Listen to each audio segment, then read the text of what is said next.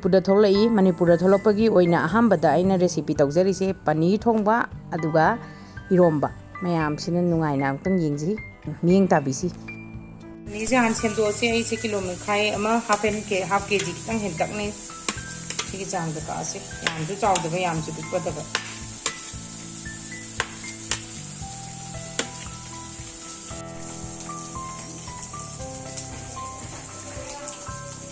How daina maroi jaina kana toroga tes bata toroga sanam tang khagni marana kopi ka telo ga toroga han ngau de ne gi pani thong ba se manus mane semdo ga thamga telo ji ga marana kopi nga da thong gi su ya ha do ga telo su ju dum ha pa da du den da dum ha om ni ji gi ma ha se na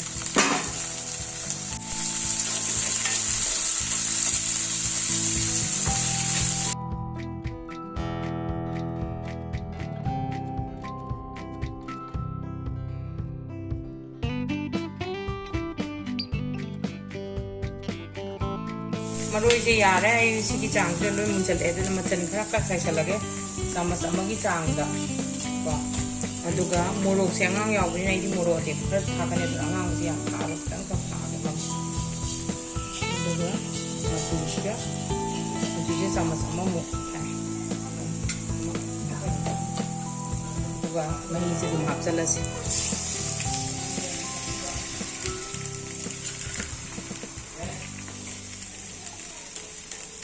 Mahi jaina gilas ani gi achaubu gilas ani gi chang da hape yam mahi yam ki holo du si chaubu da dum chak cha gi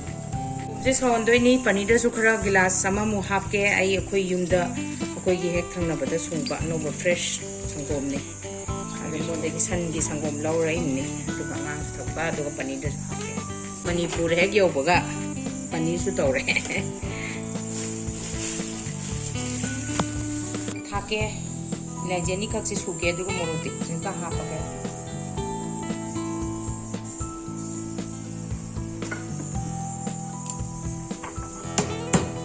ai laji je hapa si mahi je bajana munjale sigi stage ta sangom ga pani ro hapchala si adonga sagi sing gatang khapsi sing je mana amma serum sura ga sing kara hapsi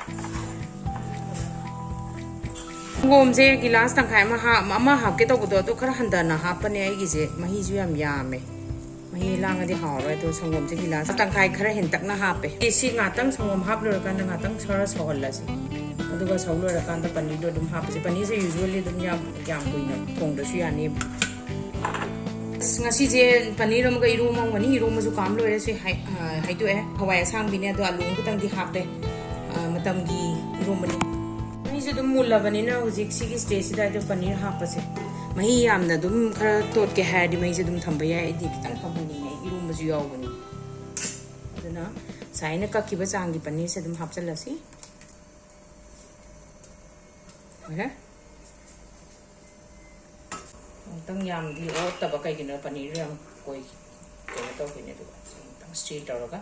ong phadan hap thong ase minute ara mu thong ga yar ni mase Ina iromba da thake aduga phadigom khara sina paneer ga khara thake telo spring onion je bajana simdo ka cham to ga iromba thang soye si je minin manga tawdi ji da mahi je khara yaw khara kam gi chano aduga thum thak chana ai gi nang chalo chala chi kana sogole thum thak chalage thum je gila cham ai quantity ma thum na cham sama makhai gi chang da na yani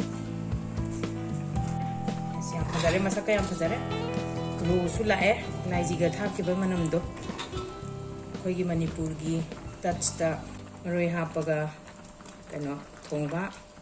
paneer it's ready duga khoi kai dorani maroi na phadigom se kaisal la pi rasi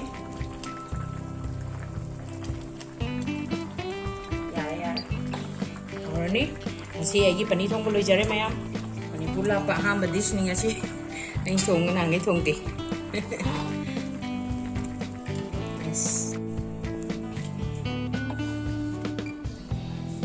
rồi đấy side by side iron thô cái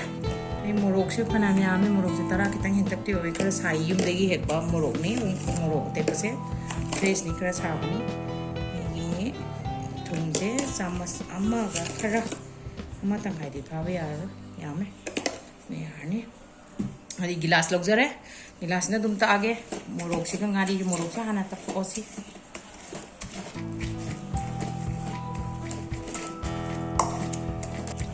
ꯑꯁ ꯃꯣꯔꯣꯛ ꯑꯇꯦꯛꯄ ꯃꯅꯝꯁꯤꯗꯤ ꯊꯤꯅ ꯅꯨꯡꯁꯤꯍꯦ ꯐ꯭ꯔꯦꯁꯅꯤꯅ ꯍꯥꯎꯔꯅꯤ ꯃꯅꯤꯄꯨꯔꯒꯤꯗꯤ ꯕꯦꯁꯅꯤꯍꯦ ꯑꯩꯈꯣꯏ ꯃꯄꯥꯟ ꯂꯩꯕ ꯑꯩꯈꯣꯏꯗꯤ ꯃꯅꯤꯄꯨꯔ ꯂꯥꯛꯄꯁꯤꯗꯗꯤ ꯁꯨꯝꯕ ꯆꯥꯍꯧꯗꯅ ꯀꯩ ꯆꯥꯅꯤ ꯋꯥ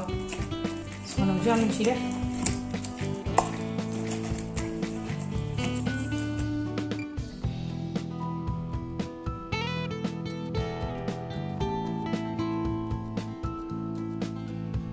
ꯅꯨꯡꯁꯤꯍꯦ ꯑꯩ ꯁꯔꯞ ꯇꯧꯔꯒꯦ ꯑꯩ ꯏꯆꯥꯒꯤ ꯍꯥꯟꯅ ꯄꯤꯖꯧꯔꯒꯦ